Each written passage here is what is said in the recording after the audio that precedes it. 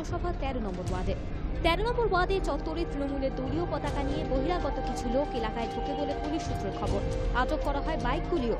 অন্যদিকে বিধাননগরের এফসি ব্লকের সামনে বাইক নিয়ে সন্ত্রাস চালানোর অভিযোগে আরো 10 তৃণমূল সমর্থককে আটক করেছে পুলিশ। যদিও তৃণমূলের পক্ষ থেকে অভিযোগ অস্বীকার করা হয়েছে, তবে সবকিছুকে ছাপিয়ে গেল বিধাননগর 13 নম্বর ওয়ার্ডের এফসি ব্লকের ঘটনা।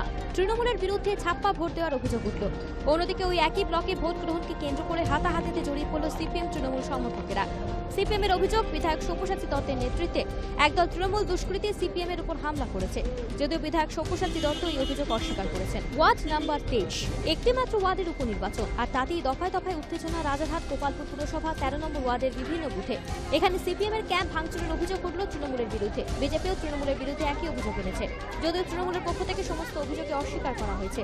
তৃণমূল পাল্টা অভিযোগ করেছে ওয়ার্ডের কিছু কিছু বুথে ছাপ্পা ভোট দিয়েছে সিপিএম, যদিও সিপিএম এর পক্ষ থেকে এই বিষয়ে কোনো প্রতিক্রিয়া পাওয়া যায়নি। Hi news network.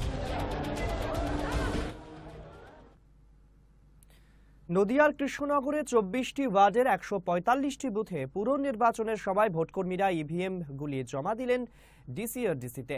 কয়েকটি বিক্ষিপ্ত অশান্তি ছাড়া শনিবার ভোট শান্তিপূর্ণ হয়েছিল। ভোট পড়েছে 79%। নির্বাচন কমিশনার জানিয়েছেন, শুধু 3 নম্বর ওয়ার্ডের 17 নম্বর বুথে পুনর্নির্বাচন হবে রবিবার।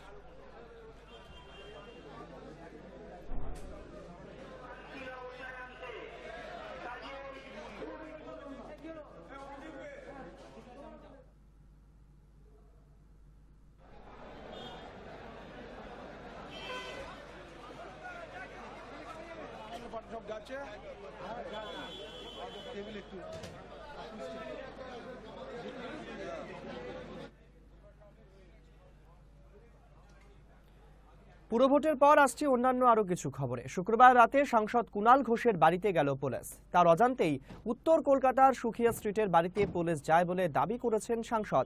সেই সময় তিনি বাড়িতে ছিলেন না বলেও জানিয়েছেন কুণাল বাবু।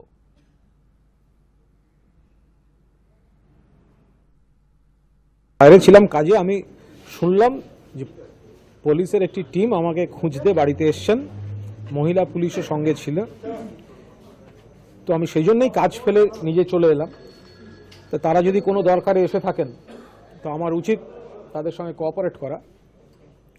শুধু আমার একটাই অবাক লাগছে যে আমি একজন অতি সামান্য ব্যক্তি, সারদা তদন্তে আমি ধারাবাহিকভাবে কোঅপারেট করে চলেছি, যেখানে আমাকে একটি ফোন করে ডাকলে আমি সঙ্গে সঙ্গে হাজির হয়ে যাচ্ছি।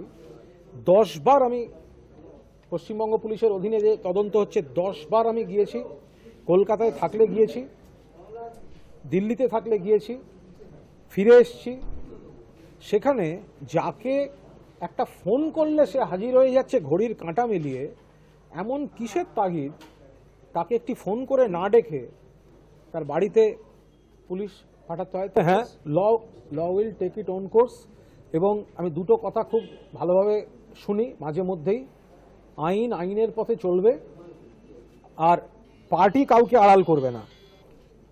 আমি নিজেও এতে একমত এবং আমি পার্টির কাছে এটাই বলতে চাই যে আইন যেন আইনের পথে চলে এবং পার্টি যেন কাউকে আড়াল না করে। ফলে এটা অত্যন্ত ন্যায্য কথা।